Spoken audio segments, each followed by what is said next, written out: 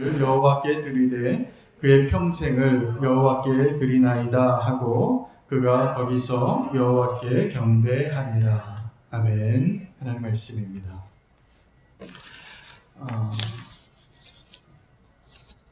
자녀들 가운데 선교사 자녀들을 부르는 명칭이 있는데 MK라고 부릅니다. Missionary Kids라고 해서 MK라고 부르고요. 목회자 자녀를 PK라고 부릅니다. 그래서 그 PK는 Pastors Kids예요.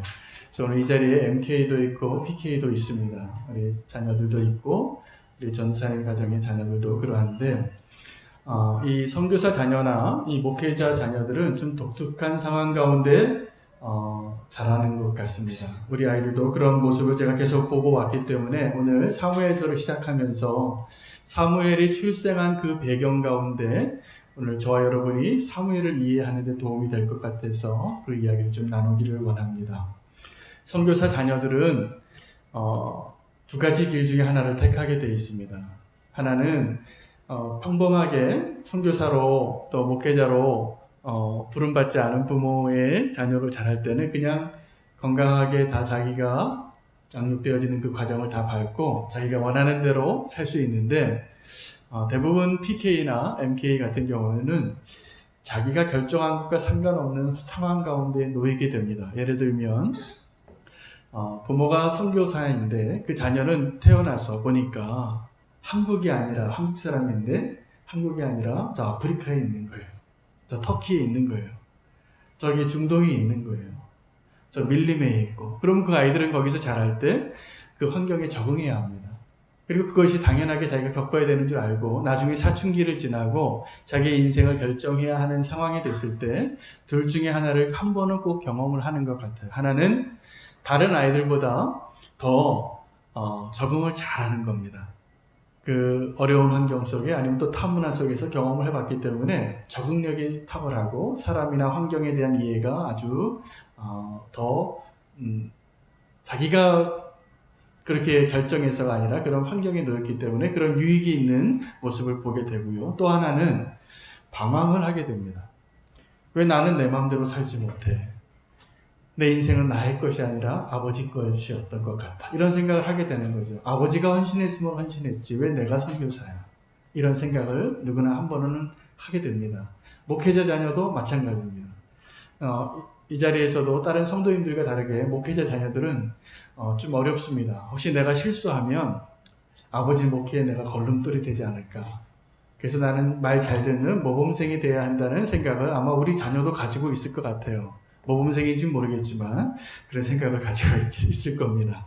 자, 그런데 이 사무엘이 사실은 하나님이 기뻐하시는 위대한 사서로서의 삶을 시작하게 되는데 그의 시작은 자기가 선택한 것이 아니었습니다. 그러니까 이 사무엘이나 이 MK, PK의 공통점이 있다면 부모님이 나의 인생을 결정하고 내가 그대로 살아야 한다는 운명 가운데 놓여진 사람이라는 것입니다. 미국에서 제가 그런 결과를 보고 참 위로가 됐습니다. 제가 선교사 가정이었고 또 홈스쿨링을 시켰고 또 지금 목회자 자녀로 우리 아이들을 대하고 있기 때문에 이런 말을 제가 위로를 하는데 위로를 잘 받는지는 모르겠습니다. 미국에서 미국을 움직이는 위대한 사람 100명을 추렸대요. 어떤 신문사에서. 그런데 그 신문사에서 100명의 사람들의 부모 군을 조사를 했는데 그 미국을 움직이는 위대한 백인의 그 사람들의 가장 많은 부모군이 뭐냐면 선교사들하는 거예요. 모르셨죠? 예, 선교사 자녀가 이렇게 훌륭한 사람이 될 가능성이 높다라는 것을 제가 증거 자료로 우리 자녀들에게 이야기를 많이 하는데 별로 동의는 안 하고 있습니다. 제가 얼마 전에 또 오카노 목사님 장례식을 제가 참석을 했었습니다. 한국 교회에서 우리 오카노 목사님 같은 존경받는 목회자가 조금 더 목회를 잘 해주셨으면 하는 바람이 많았을 때 그분이 지병으로 돌아가셨는데 그때 장례식장에서 제가 가장 인상 깊었던 장면이 마지막에 그 새 아들이 나와서 하객이 아니라 조문객들에게 인사를 하시는데 막내 아들이 내가 꼭 한마디 해야 되겠다는 거예요. 그러면서 부탁도 안 했는데 마이크를 잡더라고요. 그러면서 사진을 하나 꺼내요. 사진 하나 꺼냈는데 그 가족 사진에 아버지가 없어요. 그러면서 하는 이야기가 우리 아버지는 우리의 아버지가 아니었다는 거예요. 사랑의 교회 목사님이었지 우리의 아버지가 아니었어요. 우리 가족은 아버지와 가족 사진 한번 찍을 수가 없을 정도로 아버지는 교회만을 위해서 사셨어요. 라는 고백을 하는데 눈물이 났어요. 그래서 제가 그 다음부터 스스로 한번 다짐을 했습니다. 내가 우리 아이들한테는 그래도 조금 더 가정적인 노력을 해야 되겠다. 제가 점수가 많이 모자랍니다. 그런데도 노력을 하게 된 이유는 그 오카노 목사님의 그 장례식장에서 막내 아들이 하는 이야기를 제가 듣고 너무 마음이 아팠어요. 사무엘은 MK나 BK나 또 오카노 목사님의 자녀들처럼 위대한 이스라엘 민족의 위대한 사서로서의 삶을 살게 되는데 그 시작은 자기가 선택한 삶이 아닌 데서부터 시작이 되었다는 걸 제가 말씀드리려고 하는 것입니다. 그는 나시린이 되었습니다. 어머니 한나가 기도해서 그 한나의 기도로 한나가 서원해서 내게 아들을 주시면 내가 이렇게 아이를 키우고 이 아이의 평생을 하나님께 드리겠습니다 라고 말하게 됩니다. 사무엘은 행복했을까요? 제가 우리 자녀들에게 물으면 그 대답을 듣기가 확신이 없습니다. 그런데 이 사무엘은 그렇게 자라는 것이 행복하지 않았을 수도 있을 것 같아요. 그런데 하나님은 그를 비롯해서 그 엘가나의 집안을 다 행복하게 하셨다는 것을 제가 말씀드리고 싶습니다. 그 사무엘을 드리고 나서 한나에게 자녀가 더 태어납니다. 더 태어나서 아들 3명과 딸 2을 더 얻습니다. 첫째 아들을 드렸는데 아들을 못 낳던 여인이 아들을 드리고 나서 하나님이 복을 주신 것이죠. 사무엘은 어떻게 보면 나중에 결과적으로 보니까 마치 이 가문에 또 이 한나라는 여인에게 있어서 이 가족에 자기 하나 희생하고 이 가족을 행복하게 만든 그러한 사람과 같아요. 우리나라에 그러한 삶을 사는 분들이 많이 있습니다. 동남아에서 오신 근로자분들을 여러분 우리는 좀 얼굴색 다르고 좀 우리보다 못 사는 나라에서 왔다고 우리가 그분들을 보이지 않게 편견으로 대하고 무시하고 그럴 때가 참 많습니다. 우리나라가 이게 회개해야 될 부분이에요. 저기 미국이나 프랑스나 영국이나 우리나라보다 좀 선진국에서 온 사람들한테는 괜히 작아지고 영어 못한다고 이렇게 괜히 작아지고 조금 더 못 사는 나라에서 온 사람들한테는 내가 갑같이 굴 때가 참 많았습니다. 그런데 그 사람들의 이야기를 제가 좀 선교적인 관점에서 조금 더 사귀고 그런 분들을 향해서 다가보고 얘기를 들어보면 그분 한 사람 한 사람들의 이야기 가운데 그분들의 가정의 이야기 가운데 감동적인 이야기가 참 많아요. 이분들은 그 집에 첫째 딸이거나 첫째 아들이 많아요. 그래서 자기 인생 하나 포기하는 거예요. 그래서 말 안 통하고 조금 월급 많이 주는, 물론 우리나라에서 월급 받으면 자기네 나라에서의 월급의 몇 배가 되기 때문에 한 사람이 일해서 한 가족이 살더라고요. 어떤 사람들은 집도 사고 그런 게 현실이에요. 그래서 그런 자기 희생을 하고 다른 사람들이 넉넉히 살 수 있는 돈을 보내고 도리를 하는 거죠. 자기 하나 희생해서 우리 어머니, 아버지, 내 동생들 잘 살 수 있으면 그렇게 해야지. 그리고 우리나라에 와서 낯선 땅에 말도 안 통하고 이 다문화 가정에 보면요. 문제가 많은데 나쁜 사람들이기 때문에 문제가 생긴 게 아니에요. 달라요.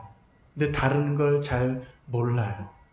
그러다 보니까 서로 오해가 생기고 이렇게 잘 해주고 싶은 마음이 있어서 잘 안 되고 그러한 억울하고 힘든 일을 많이 겪으세요. 그분들이 우리나라에서 살면서 불행할까요? 아니에요. 그분들도 사실은 그래서 행복할 수 있다는 걸 말씀을 드리는 것입니다. 여러분, 우리의 인생 가운데 이 사무엘처럼 내가 선택하지 않은 인생을 살아도 행복할 수 있습니다. 왜냐하면 누군가가 나를 하나님께로 택하여 드렸기 때문이고 또 더 근본적으로는 하나님께서 그 모든 상황을 통해서 나를 택하셨기 때문입니다. 여러분, 그때 당시에 굉장히 많은 사람들이 태어났지만 사무엘과 같은 인생을 산 사람이 많습니까? 아닙니다. 사무엘이 사무엘로 살 수 있었던 것은 한나의 눈물 어린 기도가 있었고, 그리고 그 한나의 기도의 응답으로 사무엘이 사무엘 됐다는 것을 꼭 기억할 수 있으면 좋겠습니다. 오늘 사무엘서 1장은 이 사무엘을 소개하기 전에 이 한나의 기도와 한나가 기도했던, 그리고 서언했던 그 나실인에 대한 이야기입니다. 여러분, 나실인이라는 이야기를 들어보셨을 겁니다. 나실인은 하나님의 규례로 모세에게 먼저 주어졌던 하나님의 약속의 방식인데, 자기가 자원해서 자기의 인생을 하나님께 어느 기간을 드리는 거예요. 그 기간 동안에는 어떻게 살아야 되냐 하면 술 마시면 안 돼요. 술 마시면 안 돼요. 자기 머리카락에 손을 대면 안 돼요. 그리고 시체나 죽은 짐승이나 이런 부정한 것에 손을 대면 안 되는 것이 나실인입니다. 나실인이라는 단어의 원래 원어근은 히브리 단어로 나자르라는 거예요. 나자르는 거룩하게 되다, 또 아니면 분리되다라는 것입니다. 그래서 이 땅에 살면서 나실인의 서약을 한다는 것은 내가 이 세상에서는 좀 분리되고 이 세상과는 좀 다르고, 그렇게 나의 즐거움을, 나의 유익을, 나의 행복을 위해 살지 않고 주님을 위해서 나의 삶을 드리겠다고 결단하는 것입니다. 대표적인 구약성경의 나실인이 오늘 이 사무엘상이 기록되기 바로 전에 사사기 기간 동안에 삼손이 나실인이었습니다. 근데 삼손도 자기가 나실인으로 서원한 게 아니라 나실인으로 태어나고 자랐는데, 아이러니하게 삼손의 이야기를 잘 보시면 삼손은 나실인으로서 하지 말아야 할 것을 다 어겼어요. 자, 나실인이 뭐 한다 그랬죠? 맨 처음 뭐 해야 돼요? 술 마시면 안 돼요. 근데 삼손은 술과 여자를 좋아했습니다. 술과 여자를 좋아했습니다. 삼손 머리카락 자르면 안 되는데 끝까지 그 머리카락 때문에 힘도 주셨는데, 이 머리카락을 누가 잘라요? 여자가 잘라요. 여자가. 그리고 삼손이 시체를 만지면 안 되는데, 그 수수께끼가 어떤 내용입니까? 죽은 사자의 몸에서 나온 꿀을 먹어서 눈이 떠졌더라. 이 이야기 가지고 알아맞히라는 거예요. 아마 그 이야기를 알았어도 다른 사람들이 이렇게 생각했어야지 정상이에요. 혹시 그런 상황에 사자 몸에 꿀이 있다라는 이야기를 내가 정보를 어디서 들었을지라도 삼손은 나실인이잖아. 그럴 리 없어. 그렇게 얘기했어야 정상인데 삼손은 그걸 자랑하고 그것으로 문제를 내고 그것을 못 맞춰서 이겨요. 근데 나중에 억지로 그 여자들을 또 억압해서 삼손이 머리 잘리게 되는 비극까지 가게 되는 것입니다. 더 놀라운 것은 하나님께서 이렇게 연약한 나실인을 통해서 이스라엘을 구원하셨다는 사실입니다. 여러분, 오늘 저와 여러분은 정말 하나님이 기뻐하시는 나실인의 삶을 살 수 있게 되기를 축복합니다. 우리가 조금 연약한 모습의 나실인일지라도 소망이 있는 것은 예수 그리스도 때문이에요. 삼손이 그렇게 연약한 나실인이었음에도 불구하고 하나님께서 그를 통해서 이스라엘 민족을 구원하십니다. 이 삼손에 비하면 사무엘은 진짜 나실인이었습니다. 진짜 나실인이었고, 엘리의 집에서 엘리의 자녀들과 너무나 비교되는 하나님 앞에 온전하게 세워진 나실인의 모습으로 자라고 하나님과 사람들에게 은총을 받게 되는 것입니다. 그 시작은 엄마 한나의 기도에 있었고, 그 엄마가 이 사무엘을 드렸기 때문에 사무엘이 그런 인생을 살 수 있었던 것입니다. 여러분, 한번 질문을 드리고 싶어요. 우리 자녀들은 가끔 저한테 사석에서 이렇게 얘기합니다. 아빠, 목사 딸로 사는 게 얼마나 힘든지 알아? 이런 얘기를 합니다. 이 얘기 했다고 또 혼날지도 모릅니다. 그런데 이 사무엘은 엄마가 그렇게 결정하고 살은 그 삶을 기쁨으로 그 삶을 살고 그 가운데 하나님의 축복을 누리고 이스라엘 민족의 진정한 지도자가 된다는 것을 기억하시면 좋겠습니다. 여러분, 우리가 나실인의 삶을 살기를 원하고 또 우리가 사무엘과 같은 삶을 만들어낼 수 있는 한나의 기도가 우리 가운데 있기를 축복합니다. 이 정말 진정한 의미의 나실인 사무엘이 탄생하게 된 그 배경을 우리가 함께 볼 필요가 있는데, 이 한나가 사무엘을 나실인으로 드리고 그 나실인의 응답으로 축복받는 하나님의 사람이 되기까지에는 그 배경이 문제 가정에 있었다는 사실을 우리가 알아야 합니다. 오늘 이 사사시대의 배경 가운데 한나가 기도하고 또 사무엘이 등장하게 되는데 여러 가지 문제가 되는 것이 많이 나옵니다. 엘리 가정이 먼저 소개가 되는데 그 엘리의 두 아들도 하나님 보시기에 악을 행하는 나쁜 아들이었습니다. 다음 주 설교 본문입니다. 그래서 제가 오늘 더 많이 얘기하지 않겠습니다. 그런데 이 사무엘이 탄생한 이 한나의 집안, 엘가나와 한나의 집안에도 엘가나가 아내가 2명이었습니다. 이게 정상일까요?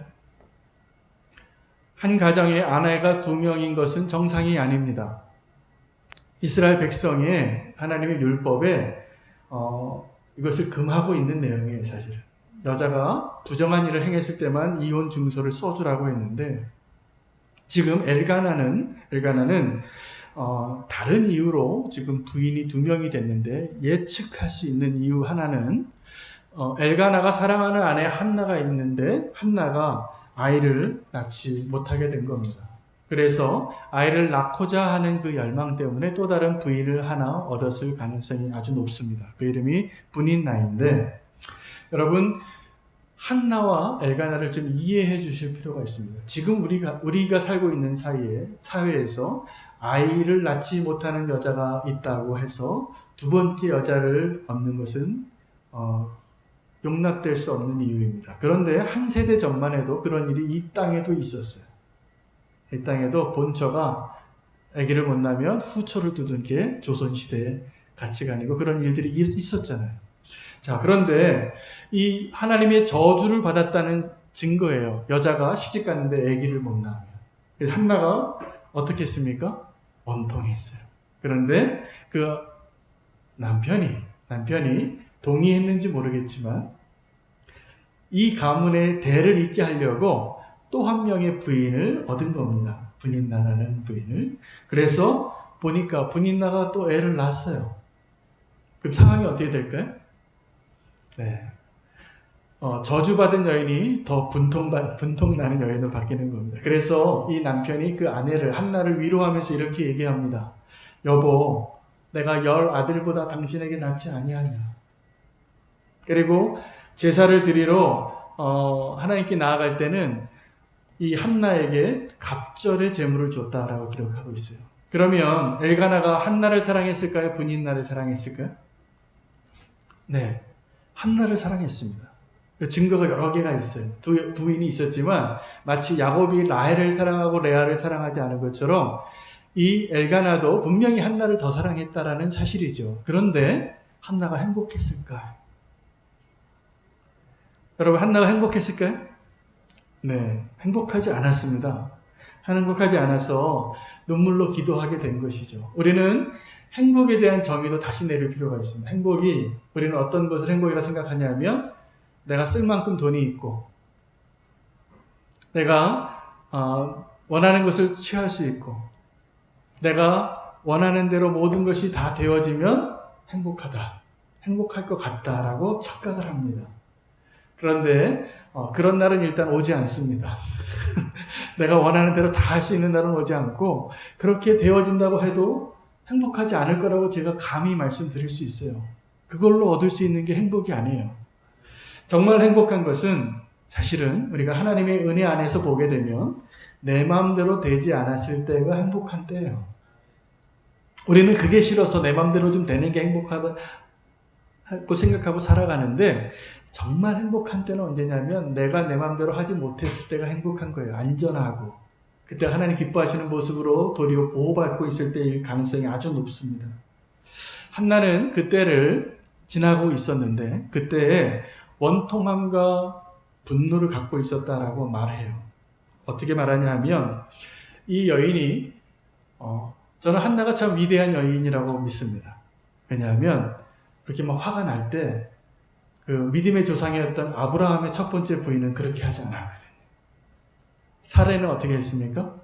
네, 하가를 학대했어요. 여러분, 학대한다는 표현은 저는 아직까지 학대받아본 적은 없습니다. 근데 누구를 학대해본 적도 없는 것 같아요.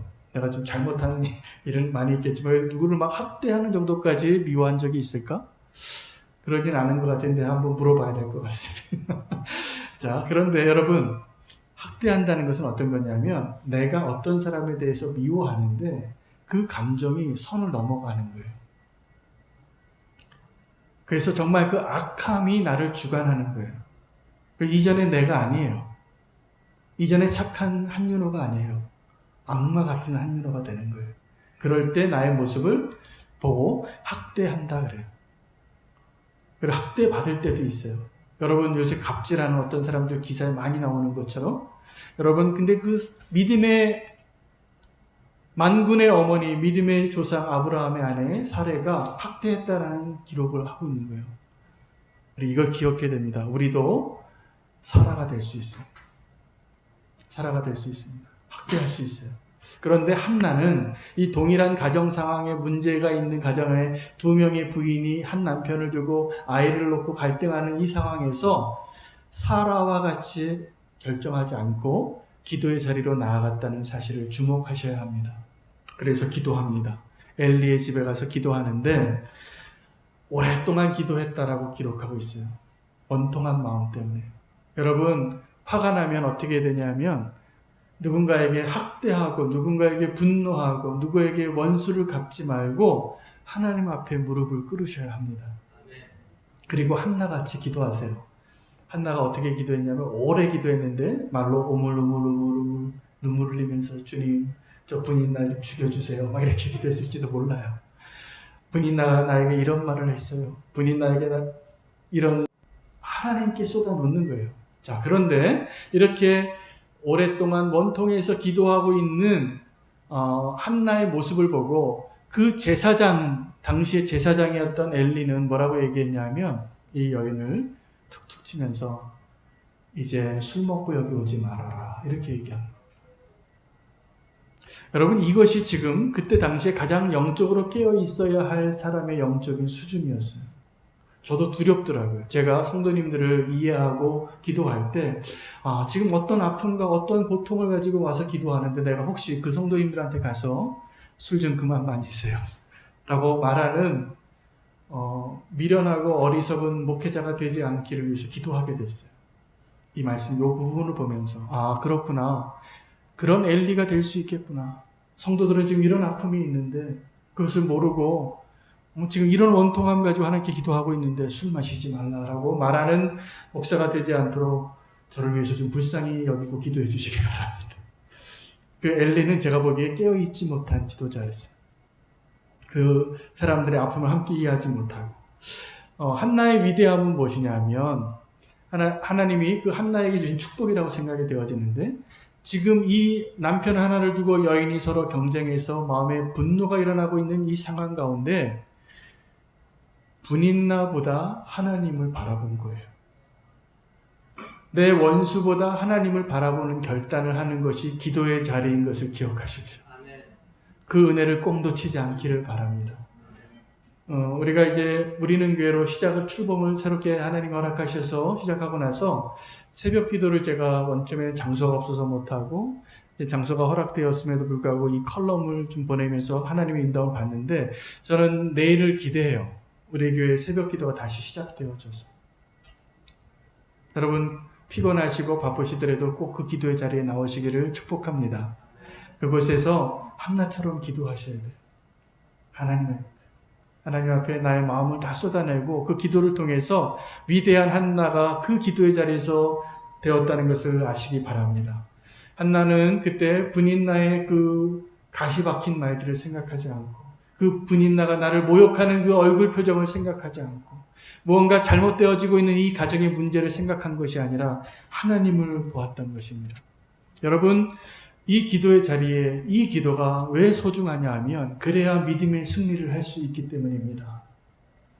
다윗과 골리앗이 이 블레셋 군대와 싸울 때 많은 사람들이 골리앗을 두려워했는데 사실은 제가 영적으로 해석을 해보니까 골리앗이 정말 이 수천 수만 명을 다 이길 수 있기 때문에 두려워한 게 아니라 이 골리앗을 천하무적으로 만든 사람들은 바로 그를 두려워했던 이스라엘 사람들이었어요. 그를 보고 두려워하니까 골리앗이 진짜 골리앗이 돼버리는 거예요. 여러분, 우리에게 문제가 있을 때, 우리에게 원수가 있을 때, 우리에게 대적이 있을 때, 그 대적을 정말 내가 이길 수 없어, 내가 도저히 상대할 수 없어 라고 생각하기 시작하면 그가 진짜 천하무적이 될 겁니다. 그런데 그 가운데 딱 한 사람이 그렇게 하지 않았던 사람이 있었던 거예요. 다윗입니다. 다윗은 그 골리앗이 아무리 큰 한 3m 되는 사람 앞에 소년이 서보세요. 17살 난 소년이. 게임이 되겠습니까? 그런데 다윗은 그의 마음 가운데 이 골리앗보다 하나님을 품고 있었던 거예요. 여러분, 골리앗을 천하무적으로 만들지 않는 비결 하나는 하나님을 더 많이 생각하는 겁니다. 하나님을 더 많이 묵상하는 겁니다. 하나님의 능력을 더 붙잡고 살아가는 겁니다. 그러면 골리앗이 아무리 커 보여도 골리앗은 아무것도 아니에요. 그냥 큰 타겟이 큰 거인일 뿐이에요. 제가 그래서 알았어요. 다윗이 골리앗을 이길 수 있었던 것은 그가 평소에 잘 사용할 수 있었던 돌멩이, 돌 팔매질 때문이 아니라 그가 평소에 하나님을 늘 묵상하고 있었기 때문에 이겼구나. 아멘입니다. 이건 정말. 우리가 이 원수를, 이 상황을, 이 환경을 무적의 골리앗으로 만들지 않고 전능하신 하나님으로 만들기 위해서 우리는 하나님을 더 많이 묵상하고 하나님 생각하고 하나님 앞에 기도의 자리에 나오셔야 할 것입니다. 아멘. 기도의 자리에서 어떤 일이 일어날까요? 제가 아까 엘리를 탓했는데 그 기도의 자리에서 눈물을 흘리며 원통해하며 분노를 하나님께 예배로 바꾸었던 이 기도의 여인 한나는 그때 하나님 앞에 약속을 하고 있었어요. 하나님, 내 원통함을 들어주세요. 나에게 아들을 좀 주세요. 나에게 이 아들을 주시면 그의 평생을 하나님께 드릴게요. 그리고 나실인의 약속을 하고 있었는데 여러분, 하나님 아직 주시지도 않은 거 하나님께 드리겠다고 약속하는 그 약속도 쉬운 거 아닙니다. 그렇죠? 그런데 이 한나는 하나님 앞에 그 기도의 자리에서 엄청난 진도가 나가고 있었어요. 하나님과 대화하고 눈물을 흘리고 기뻐하고 하나님 나를 사랑하시고 내 편인 건 맞으시죠? 이 기도를 끊임없이 하고 있는 가운데 엘리는 그렇게 기도하는 여인을 술 취한 여인으로 보고 있다는 것입니다. 여러분, 사람은요 항상 자기 수준으로 판단합니다. 제가 보기에 엘리가 몰래 술 좀 마셨을 것 같은 생각이 들더라고요. 여러분, 우리가 자기 수준으로 항상 생각하는 거예요. 내가 이런 수준밖에 안 되면 다른 사람도 그러한 수준으로 행동하고 사는 줄 알아요. 그러나 내가 하나님 앞에 온전한 삶으로 살기를 원하고 결단하는 사람은 그렇게 수준 낮은 평가 안 할 거라 저는 생각이 됩니다. 한나는 그 자리에서 하나님께 약속을 했습니다. 하나님 나에게 주시면 이런 거죠. 하나님 나에게 주시면 하나님께 드릴게요. 이게 뭐예요? 하나님이 살아계신다는 것, 하나님 내 편이시라는 것으로 나는 충분합니다. 2001년도에 제레미 리프킨이라는 분이 그때 당시 아주 유명한 책을 하나 썼습니다. 여러분도 읽어보셨을 분이 많으실 것 같은 생각이 드는데 제레미 리프킨이 소유의 종말이라는 사회학 책을 썼어요. 제가 그때 아주 그 책을 관심 있게 읽었습니다. 지금부터 한 17년 전인데 그 17년 전에 제레미 리프킨이 소유의 종말이라는 책을 통해서 뭘 얘기했냐면 그때 이제 소유하려고 살지 말라라는 거예요. 이제 앞으로의 세대는 소유하고 쌓아두고 내 걸로 만드는 시대가 지나가고 접속하는 시대가 올 거래요. 그런데 그런 날이 진짜 왔더라고요. 여러분, 한 20년 정도 안 되는 이 시간 안에 이제는 우리가 소유하는 것보다 접속하면 알 수 있고 사용할 수 있고 누릴 수 있는 게 훨씬 많아졌어요. 요즘요 차도 어떤 회사 차는 관용차들은 사지 않습니다. 훨씬 비용이 많이 들어가요. 유지비나 재산상의 어떤 가치나 그냥 리즈하면 돼요. 여러분, 저는 책을 막 전집으로 샀었어요. 그런데 요즘은 설교 준비할 때도 인터넷으로 해요. 인터넷으로 내가 원하는 부분을 찾으면 원어까지 다 설명해줘요. 이 책 이렇게 두꺼운 거, 물론 책이 필요하더라고요. 제가 설교 준비하고 성경 읽을 때도 책으로 더 많이 하는데 접속하는 시대가 된 거예요. 차도 쉐어링하고 집도 쉐어링하고 우리가 이제 나를 위해서 나만을 위해서 쌓아두는 것이 어리석다고 생각하는 시대가 되고 있는 거예요. 이 사람이 예언했던 대로 20년 후에 그렇게 되고 있더라고요. 그런데 저는 제레미 리프킨이 이야기했던 소유의 종말을 조금 더 믿음의 눈으로 바라보니까 동일한 시각으로 우리는 믿음으로 미래를 준비해야 될 필요가 있겠어요. 소유의 종말 진짜 맞습니다. 우리는 이 땅에서 우리가 소유하는 것으로 기뻐하는 그 기쁨을 하나님께 드리고 내가 누군가에게 줄 수 있는 기쁨을 누리는 기쁨으로 바뀌어졌으면 좋겠습니다. 저는 우리는 교회의 고객이 누구일까 생각을 해봤어요. 여러분, 우리는 교회가 섬겨야 할 대상이 누구일까요? 첫 번째 하나님입니다. 우리는 교회가 섬겨야 할 대상, 우리가 섬겨야 할 고객, 하나님인 것을 우리가 타협하지 않기를 바랍니다. 우리는 교회는 누구를 위해 존재합니까? 네, 하나님을 위해서 존재해야 됩니다. 또 누구를 위해 존재해야 되냐면 과부와 고아들을 위해서 존재해야 돼요. 이 땅에 소외되고 약하고 가난하고 잊혀진 자들을 위해서 우리 교회가 존재할 수 있으면 좋겠습니다.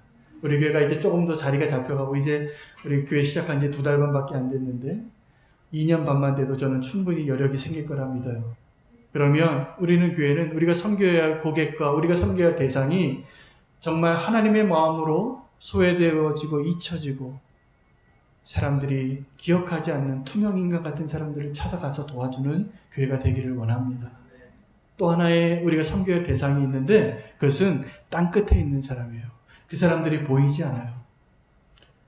그러나 그 사람들을 위하여 하나님이 복음을 전할 수 있는 유일한 소망은 우리가 가는 것입니다. 우리는 교회가 앞으로 섬겨야 할 대상 3가지를 이야기했습니다. 첫 번째 누구라고요? 하나님입니다. 이거 타협하면 안 됩니다. 우리는 하나님 때문에 존재하고 하나님 위해서 함께 예배하는 공동체 되어야 하고 우리가 섬겨야 할 2번째 대상은 가난한 자들입니다. 잊혀진 자들이고 소외된 자들을 위해서 우리가 나아갈 수 있어야 합니다. 3번째는 우리가 땅끝에 있는 아직 복음을 듣지 못한 자들을 위해서 섬기는 그러한 교회 되기를 축복합니다. 그럴 때 하나님께서 우리에게 기쁨을 주실 거라고 믿어요. 지금 한국교회 문제가 딴 게 아니더라고요. 교회가 고객을 착각하고 있어요. 고객이 우리가 돼버리고 고객이 목사가 돼버렸어요. 그러다 보니까 우리는 좋은데 행복하지 않아요. 부끄러워요.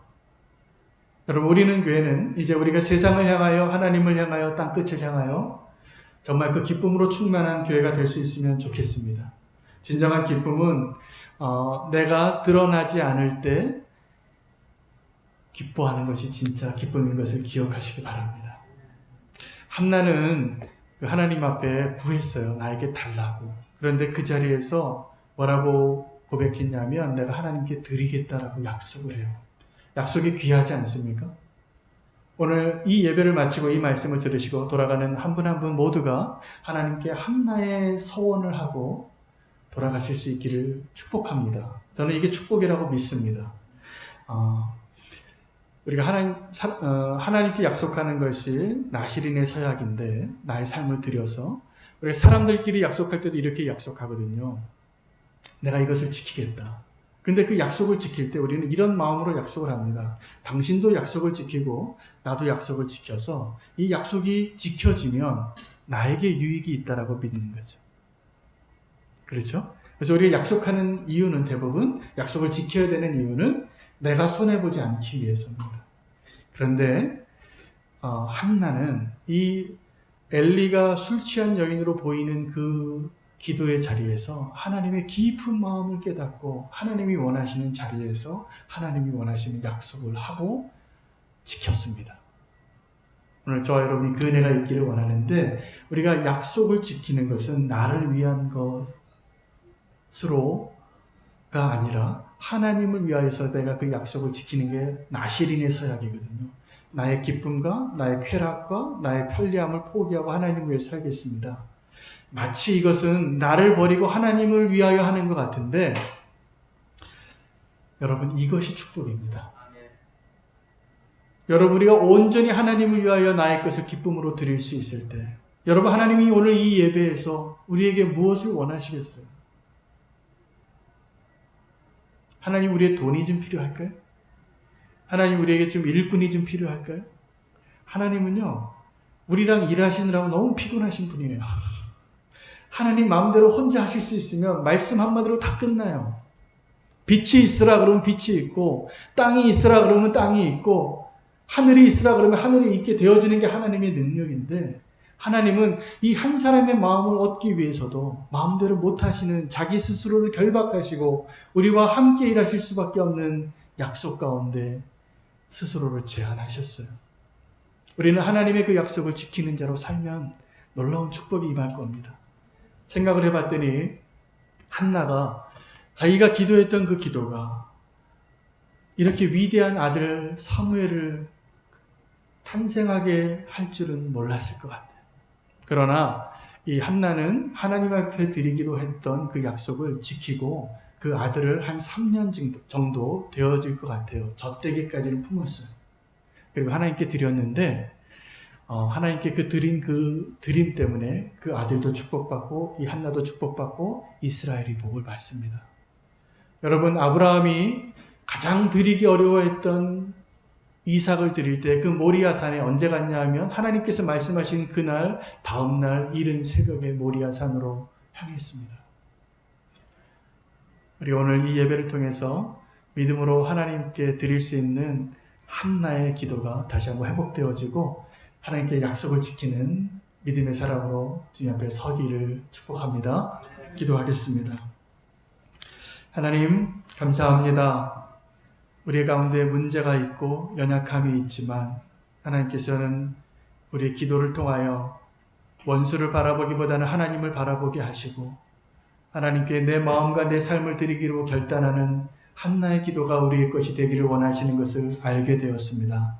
하나님, 나의 소중한 것을 드림을 주저하지 아니하고 기쁨으로 하나님 앞에 드릴 수 있는 저희들 되게 하여 주시고 그 약속을 지키는 것이 하나님을 위하여 내게 약속을 지키는 것이 결국은 나에게 가장 놀라운 축복인 것을 깨닫게 해 주시옵소서.